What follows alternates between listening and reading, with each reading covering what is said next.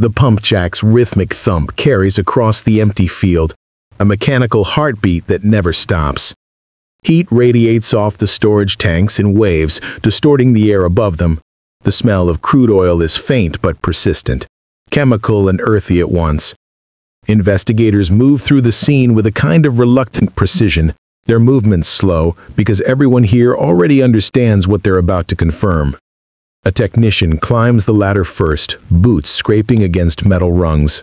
He reaches the top and positions himself over the 8-inch hatch, steadying his grip before looking down into the darkness.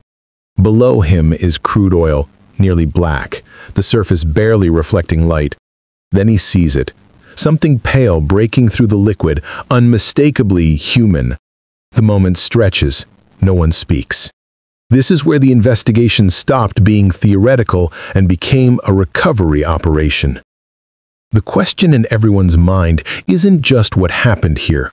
It's why Chris Watts, a father who spoke constantly about loving his family, would choose this place to hide his daughters. These tanks were built to hold crude oil, not human remains. The decision to use them required effort, planning, and a level of detachment that investigators would spend months trying to understand. Welcome to True Crime Uncovered. If you find this breakdown helpful, consider giving the video a like and subscribing to our channel. It really helps the channel grow. Before we can grasp Chris Watts' motives, we need to understand what the medical examiners found, what these tanks concealed, and how the autopsy results exposed every lie he tried to construct. This is where the story begins. Shanann's body was recovered from the shallow grave near the oil tanks. The autopsy revealed bruising across her neck consistent with manual strangulation. The injuries showed sustained pressure applied by hands, likely from behind or while she was lying down. What made the findings more disturbing was the absence of defensive wounds. There were no scratches on the attacker, no broken nails, no signs that she fought back. The medical examiner concluded she was likely asleep or caught completely by surprise, giving her no opportunity to resist. Shanann was 15 weeks pregnant with a boy she had already named Nico. The fetus showed no independent trauma, but the timeline confirmed that both mother and unborn child died within minutes of the strangulation. The autopsy couldn't determine if she woke during the attack or if consciousness faded before she could process what was happening. The nature of her injuries suggested something investigators found deeply unsettling. This wasn't an explosion of rage. This was controlled violence, deliberate and sustained. That realization shifted how they interpreted Chris Watts' psychology. He hadn't lost control. He had made a decision and followed through with it. The girls' bodies were recovered separately from inside the 2 oil tanks. Both had been submerged in crude for approximately 48 hours before retrieval. The chemical environment degraded soft tissue and complicated the autopsy process, but the medical examiner still identified critical findings. Bella showed clear signs of asphyxia. Crude oil was present in her lungs and stomach, which meant she was alive when she entered the tank. She had inhaled the liquid while struggling for air. The thought of those final moments, trapped in darkness, unable to breathe, surrounded by thick oil, remains one of the most haunting details of the case. Celeste also showed signs of asphyxia, though the oil in her airways was less concentrated. Both girls had linear abrasions and scrapes along their arms, shoulders, and legs. The injuries matched the dimensions of the 8-inch hatch opening. The metal edges had scraped their skin as they were forced through an opening barely large enough for a child's torso. The autopsy confirmed they were pushed into the tanks while there was still resistance, still movement, still life. These findings answered the forensic questions, but opened a darker psychological one. Why would a father choose this specific method? Why not bury them alongside Shanann? Why go through the physical effort required to push their small bodies through openings that required force and deliberate positioning? To answer that, investigators had to understand his motives. When Chris Watts was confronted with the results of his polygraph test, which he failed on every major question, his story finally collapsed.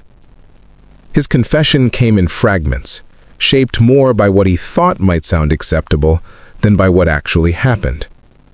But one detail remained consistent across every version he told. Placing the girls in the tanks was his decision alone, and he acknowledged it required sustained effort. Investigators later reconstructed the psychology behind that choice. The oil tanks offered concealment. He worked at that site regularly. He knew how rarely employees checked individual tank hatches. He understood the depth of the crude oil and how its chemical properties would affect decomposition. He knew the location was miles from any public road, surrounded by empty fields with no foot traffic and no reason for anyone to visit unannounced. The tanks provided delay. Crude oil breaks down tissue, masks odors, and interferes with the standard biological markers used to establish time of death. He understood that even if someone eventually searched the site, the autopsies would be harder to interpret. Time was working in his favor, and he counted on it. The narrow openings forced a moment of sustained choice. He still went through with it. That detail reveals intent, not panic. He had to climb the ladder, open the hatch, position each body, and apply enough force to push them through an opening that resisted. This wasn't a spontaneous act. It was a series of deliberate physical actions that required both strength and emotional detachment. Shannon was buried separately because the tanks couldn't hold her.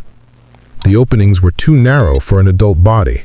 The grave was shallow because he didn't want to spend more time digging as the sun rose and increased the risk of being seen.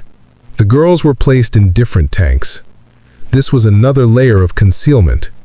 If investigators opened one tank, they might not think to check the second. Each decision compounded the others, creating a system of misdirection designed to buy him time. All of these choices fit the profile of someone who wasn't trying to erase what he had done. He was trying to delay its discovery long enough to reconstruct a believable narrative, one where he could position himself as a victim of circumstances rather than the architect of them. Standing at the oil site now, the steel tanks still dominate the landscape. They look industrial, functional, entirely disconnected from human life. Yet for nearly 2 days, they held the remains of 2 children whose final moments will forever raise painful questions about how a father could make such a choice. Why did Chris Watts choose this method? Because he knew the site, he knew the tanks, and he believed they could keep the truth concealed long enough for him to reinvent himself.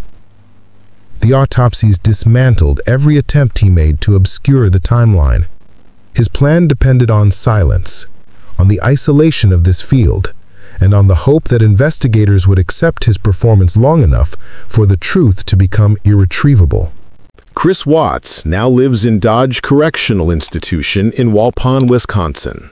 Maximum security. 23 hours a day in his cell. No contact with other inmates. No visitors. No interviews. The walls are concrete.